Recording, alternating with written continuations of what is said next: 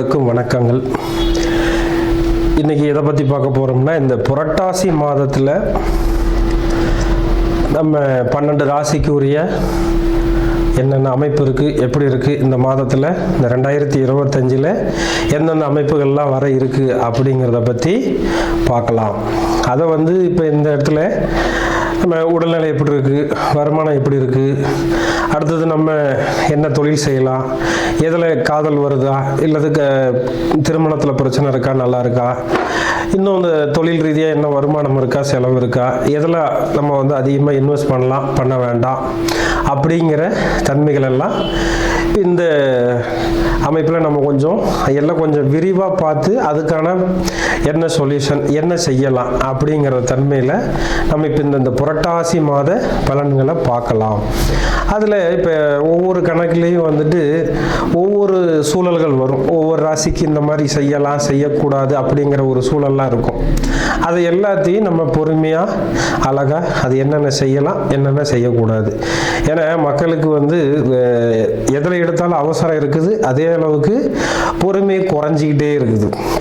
அப்போ அந்த பொறுமையாக என்ன சொல்ல வரோம், அதில் இருக்கிற ப்ளஸ் ஆர் மைனஸ் என்ன, அதை தெரிஞ்சு அதை அனுபவப்படுத்தி அதை நீங்கள் உங்கள் லைஃப்பில் பொருத்தி அதை நல்ல ஒரு ஆழ்ந்த சிந்தனையோடு எடுத்துகிட்டு போய் அதை நீங்கள் சரியாக பயன்படுத்திக்கிறீங்கன்னா இந்த ராசி பலன் அந்த விஷயம் இருக்கு இல்லையா, அது மாத ராசி பலன்.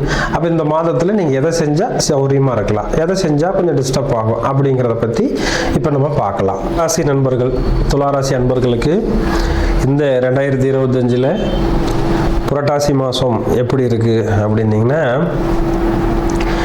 பாதகாதிபதி 12 இருக்கார், 2-7 செவ்வாய் லக்னத்தில் இருக்குது. அப்போ உங்கள் ராசியில் இருக்குது. இப்போ 100% மங்கள காரியத்துக்கு உண்டான அமைப்புகளை செய்கிறதுக்கு காத்துட்ருக்கார். அதில் சுப விரைய செலவு வரும். அப்படின்னா இப்போ மேரேஜ் ஆகணும் அப்படின்னா அவங்களுக்கெல்லாம் பார்த்திங்கன்னா இப்போ சௌகரியமாக இருக்குங்க. வீடு கட்டணும் இந்த மாதத்தில் இல்லை இந்த அமைப்பில் இருக்குது அப்படின்னா அதுக்கு நல்ல சௌகரியமாக இருக்கும். இப்போ மேரேஜ் எல்லாம் வருது அப்படின்னா டக்குன்னு ஒரு பொண்ணை பார்த்து வச்சிங்கன்னா இந்த மாதத்தில் விட்டு அடுத்தடுத்த மாதத்தில் இந்த மேரேஜுக்கு ரெடி ஆயிரும். அது கரெக்டாக சூழல் அமைஞ்சிருக்கு. அடுத்து உங்களுக்கு இந்த இதில் சுப செலவுகள் கண்டிப்பாக வரும். மேரேஜுக்கு சௌகரியமாக இருக்குது. இது ஒரு ப்ளஸ் பாயிண்ட். இது மைனஸ் என்ன, 5 ஆகும். எண்ணங்களை தவற விடக்கூடாதுங்க. எண்ணங்கள் தவற விடக்கூடாதுன்னா எப்படி, தேவையில்லாத ஒரு சிந்தனைக்கு போய் தப்பாக யார்கிட்டையாவது பேசி தப்பாக மாட்டிப்பீங்க. ஏன்னா 5ஆம் இடத்துல ராகு இருக்குதுன்னா சூழல் ஒரு சில கணக்கில் 5ஆம் இடத்துல ராகு இருந்தால் எண்ணப்படுறது நல்ல எண்ணம் இல்லாமல் தீய எண்ணங்களுக்கு போய், இப்போ ஒரு உதாரணத்துக்கு சொல்கிறேன் பாருங்கள். ஒருத்தர் நண்பராக இருக்கிறாரு, அவர்கிட்ட நல்லா பேசுவோம், ஆனால் அவர் வருவார் தப்பாக இவன் பேசிட்டாரு அப்படின்னு சொல்லி நம்ம மேலே தப்பான ஒரு சூழலை கணக்கு காட்டிடுவாங்க. அப்போ ஒரு நல்ல எண்ணங்கள், பேசுகிறத கூட தெளிவாக பேசிடணும், எதையும் மறைக்காமல் பொய் சொல்லாமல் தெளிவாக இருந்துட்டிங்கன்னா இந்த மாதத்தை நல்லபடியாக கடந்து போகலாம். 5ஆம் இடத்துலன்னா குழந்தைங்க, பூர்வீக சொத்து, இதில் எல்லாம் குரு பார்வை இருந்தாலும் கூட கொஞ்சம் கவனமாக பார்த்துக்கணும். 6ல் சனி இருக்கார். வேலைக்கு போகிற விஷயத்தை கெடுத்துக்கிட்டே இருப்பாருங்க. அப்போ இதெல்லாம் இப்போ சமயத்துக்கு வேலை நடக்கும். இதை தான் அதிகமாக பிரச்சனை பண்ணும். நமக்கே எண்ணம் வராது, வேலைக்கு போகலாமா வேணாமாங்கிற ஒரு சிந்தனை வந்துடும். ஏன்னா 11ல் சுக்கிரனும் கேதும் உங்களுக்கு. அப்போ பொதுவாக 11ல் இருந்து கேது இருந்தது, சுக்கிரன் இருந்ததுனாவே சுகம் கெட்டு போயிருங்க. சுகம் பொதுவாக கெட்டு போயிடும். அது எப்படி பண்ணுறோம், ஏது பண்ணுறோம், நம்ம என்ன செய்கிறோம் அப்படிங்கிற விஷயத்தில் கவனமாக இருந்து கொண்டு போயிடணும். ஏன்னா நமக்கு ஆசை சொகுசாக இருக்கணும்ட்டு. அந்த சொகுசு வாழ்க்கை இங்கே அவ்வளவா வேலை செய்யாது. அப்போ அதை கொஞ்சம் நீங்கள் கஷ்டப்பட்டு அடுத்தடுத்து கொண்டு வந்துட்டிங்கன்னா நல்ல ரிஸ்க் இல்லாமல் ஒரு சூழலை கொண்டு வந்துடலாம். பொதுவாக இங்கே அப்பாஸ்தானத்தில் போய் குரு இருக்கார். அப்பாஸ்தானத்துக்கு 5 நம்மன்னா இந்த இடத்துல அப்பா கிட்ட போய் நிறைய சேட்டை பண்ணுறது.